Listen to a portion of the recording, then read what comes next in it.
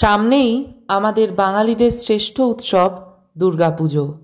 তো দুর্গাপুজোর উপলক্ষে আমরা অনেকেই পুজোর মণ্ডপে চণ্ডীপাঠ করে থাকি, করবার চেষ্টা করে থাকি অনেকে। এই চণ্ডীপাঠ শুধুমাত্র দুর্গাপুজোতেই নয়, দেবীর বিভিন্ন রূপ রয়েছে, যেরকম মা জগদ্ধাত্রী, মা মঙ্গলচণ্ডী, বিপত্তারিণী প্রভৃতি পুজোতেই উল্লেখযোগ্য রূপে চণ্ডীপাঠ করা যায়। শ্রী চণ্ডী দেবীর অনেক কাহিনীও রয়েছে। আবার শ্রীমদ্ ভগবত গীতার সঙ্গে শ্রী শ্রী চণ্ডী অনেক সাদৃশ্য সম্পর্কযুক্ত হয়েছে। সেই সব প্রসঙ্গে আমি পরে অবশ্য ভিডিও দেওয়ার চেষ্টা করব, কিন্তু তার আগে আমরা যে চণ্ডীপাঠ করব পুজোর মণ্ডপে, দুর্গাপুজোর মণ্ডপে, তার জন্য আমাদের সকলকেই তৈরি হতে হবে। আমি আমার জ্ঞানত পর্যায়ে শ্রী শ্রী চণ্ডী থেকে 2টি করে শ্লোক পাঠ করবার চেষ্টা করছি।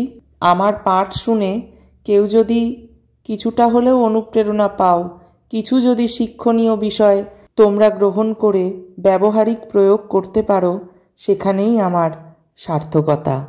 এই বলে বেশি দেরি না করে আমি আমার পাঠে প্রবেশ করছি। চণ্ডীপাঠের প্রথম অধ্যায়ে প্রবেশের পূর্বে দেবীর অর্গলা স্তোত্র, কিলকস্তব, দেবী কবচ, রাত্রি সূক্ত প্রভৃতি পাঠ করবেন। এই বিষয়গুলি নিয়ে আমার চ্যানেলে ভিডিও দেয়া রয়েছে। প্রথম অধ্যায় মধুকৈঠববাধা। ওম নমশ্চণ্ডিকাবৈ, ওম নমশ্চণ্ডিকাবৈ, ওম নমশ্চণ্ডিকাবৈ। মার্কণ্ডেয় উবাচ সাবর্ণি সূর্যতনयो यो মনুঃ কথতিষ্ঠমঃ নিশাময় তদুৎপত্তিং বিস্তরাদ্গদতো মম মহামায়ানুভাবেন